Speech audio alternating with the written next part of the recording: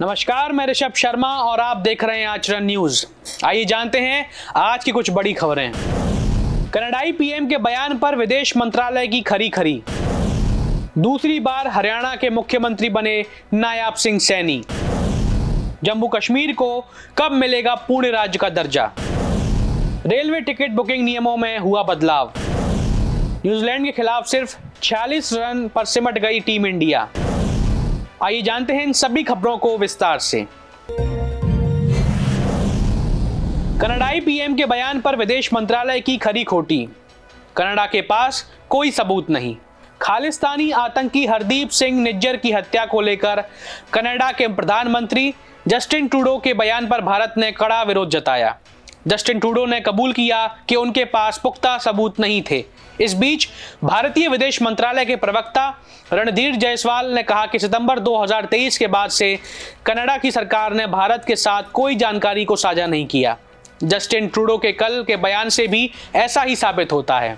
उनके तमाम आरोपों को हम सिरे से खारिज करते हैं।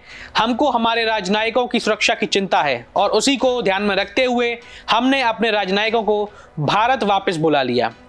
भारत और कनाडा के बीच तमाम तरह के रिश्ते हैं, व्यापारिक रिश्ते भी, और हमारे कई छात्र भी वहां पर पढ़ने के लिए गए हुए हैं।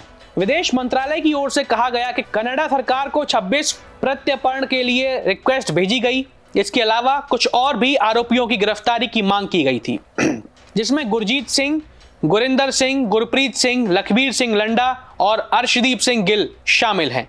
हमारी मांग पर कनाडा की सरकार की तरफ से कोई कदम नहीं उठाया गया और यह काफी गंभीर है।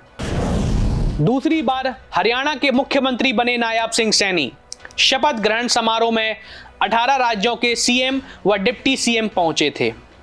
हरियाणा में नायब सिंह सैनी ने दूसरी बार मुख्यमंत्री पद की शपथ ली है और वे राज्य के 19वें मुख्यमंत्री बने हैं। हालांकि यह ध्यान देने योग्य है कि मुख्यमंत्री बनने वाले वे 11वें नेता हैं। शपथ ग्रहण समारोह पंचकूला के दशहरा ग्राउंड में आयोजित किया गया, जिसमें प्रधानमंत्री नरेंद्र मोदी मुख्य अतिथि के रूप में शामिल हुए।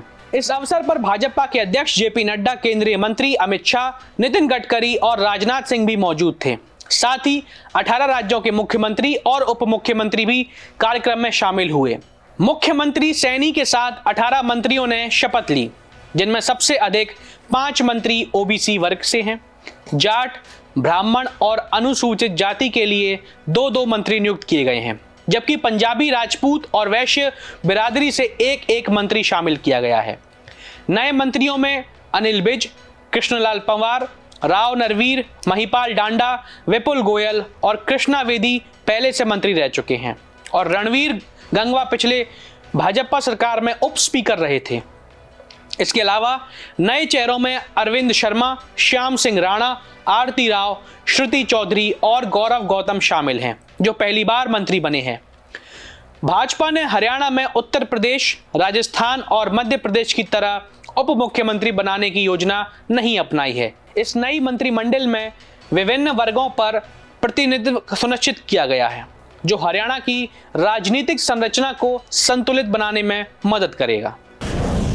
जम्मू कश्मीर को कब मिलेगा पूर्ण राज्य का दर्जा। सुप्रीम कोर्ट पहुंचा मामला, अदालत सुनवाई को है तैयार।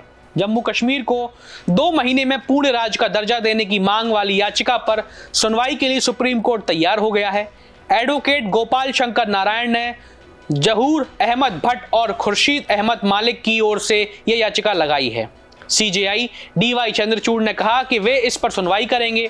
याचिका में कहा गया है कि अनुच्छेद 370 पर सुनवाई के दौरान सॉलिसिटर जनरल तुषार मेहता ने जम्मू कश्मीर को जल्द ही पूर्ण राज्य का दर्जा बहाल करने का आश्वासन दिया था। हालांकि मामले में फैसला आने के 10 महीने बाद भी केंद्र सरकार ने अब तक इस पर कोई कदम नहीं उठाया। अनुच्छेद 370 हटाने को लेकर सुप्रीम कोर्ट का फैसला 11 अगस्त 2023 को आया था। याचिका में कहा गया है कि संघवाद की मूल विशेषता का उल्लंघन है। यह जम्मू कश्मीर के लोगों के अधिकारों को प्रभावित करता है। इसलिए कोर्ट केंद्र सरकार को जम्मू कश्मीर का पूर्ण राज्य का दर्जा बहाल करने के लिए निर्देश दे। केंद्र सरकार ने 5 अगस्त 2019 को जम्मू कश्मीर से अनुच्छेद 370 हटाने के साथ ही प्रदेश का पूर्ण राज्य का दर्जा खत्म करते हुए उसे 2 यूनियन टेरिटरी जम्मू, कश्मीर और लद्दाख में बांट दिया 29 अगस्त 2023 को आर्टिकल 370 खत्म करने के खिलाफ याचिकाओं पर सुनवाई के दौरान केंद्र सरकार ने सुप्रीम कोर्ट से कहा था कि राज्य को 2 अलग यूनियन टेरिटरी में बांटने का कदम अस्थायी है। लद्दाख यूनियन टेरिटरी ही रहेगा, लेकिन जम्मू कश्मीर को जल्द ही फिर से राज्य बना दिया जाएगा। इस पर कोर्ट ने कहा कि वह राष्ट्रीय हित में जम्मू कश्मीर को 2 अलग यूनियन टेरिटरी में बांटने के केंद्र के फैसले को स्वीकृति देने का इच्छुक है। कोर्ट ने केंद्र से सवाल किया कि जम्मू कश्मीर को यूनियन टेरिटरी बनाने का कदम कितना अस्थायी है और उसे वापस फिर से राज्य का दर्जा कब तक मिलेगा। रेलवे टिकट बुकिंग नियमों में हुआ बदलाव। अब 4 महीने की जगह 60 दिन पहले खुलेंगे पोर्टल। भारतीय रेलवे ने टिकट बुकिंग के नियमों में एक महत्वपूर्ण बदलाव किया है। अब यात्रियों को 120 दिन की बजाय केवल 60 दिन पहले टिकट बुक कराने की अनुमति होगी। रेल मंत्रालय ने यह सूचना 17 अक्टूबर 2024 को जारी की। 1 नवंबर 2024 को लागू होने वाले इस नए नियम के अनुसार ट्रेनों में एडवांस रिजर्वेशन की समय सीमा 120 दिनों से घटकर 60 दिन कर दी गई है। हालांकि 31 अक्टूबर 2024 तक बुक की गई सभी टिकटें पहले की तरह 120 दिन के नियम के तहत मान्य रहेंगी। कुछ विशेष ट्रेनों पर यह नियम नहीं लगेगा, जैसे ताज एक्सप्रेस जैसे कुछ ट्रेनें जिनका एडवांस रिजर्वेशन का समय पहले से ही कम है। विदेशी पर्यटकों के लिए 365 दिनों की बुकिंग की सीमा में कोई बदलाव नहीं किया गया है। यह बदलाव के कारण यात्रियों को दिक्कत हो सकती है। पहले 120 दिन की समय सीमा होने से लोग आसानी से टिकट बुक कर पाते थे, जिससे वे समय पर यात्रा की योजना बना सकते थे। लेकिन अब 60 दिन की समय सीमा के कारण अचानक बुकिंग करने वालों की संख्या और बढ़ जाएगी, जिससे वेटिंग टिकट के कंफर्म होने की संभावना घट जाएगी। खासकर पूर्वांचल और बिहार के रूटों पर जहां रिजर्वेशन जल्दी भर जाते हैं, रेलवे ने दलालों के खिलाफ कार्रवाई करने और टिकट बुकिंग को और अधिक सुविधाजनक बनाने के लिए लगातार प्रयास किए हैं, ताकि सभी यात्रियों को टिकट मिल सके। न्यूजीलैंड के खिलाफ सिर्फ 46 रनों पर सिमट गई टीम इंडिया। दर्ज हो गई ये 5 अनचाहे रिकॉर्ड। बेंगलुरु में भारत और न्यूजीलैंड के बीच चल रहा पहला टेस्ट मैच पहले दिन बारिश के कारण प्रभावित रहा। हालांकि दूसरे दिन न्यूजीलैंड के गेंदबाजों ने बेहतरीन प्रदर्शन करते हुए भारतीय टीम को महज 46 रनों पर समेट दिया। भारतीय बल्लेबाजों में ऋषभ पंत ने सबसे अधिक 20 रन बनाए, जबकि न्यूजीलैंड के लिए मैट हेनरी ने 5 विकेट लिए और विलियम ओरुके ने 4 विकेट चटकाए। टीम सऊदी ने भी 1 विकेट हासिल किया। इस निराशाजनक प्रदर्शन ने भारतीय क्रिकेट इतिहास में कई अनचाहे रिकॉर्ड जोड़ दिए हैं। इस शर्मनाक रिकॉर्ड्स में पहला यह है कि भारत का घरेलू मैदान पर सबसे कम स्कोर है। बता दें कि भारत ने अपने घरेलू मैदान पर अब तक का सबसे कम स्कोर बनाया है। इससे पहले 1987 में वेस्ट इंडीज के खिलाफ 75 रनों पर सिमटने का रिकॉर्ड था।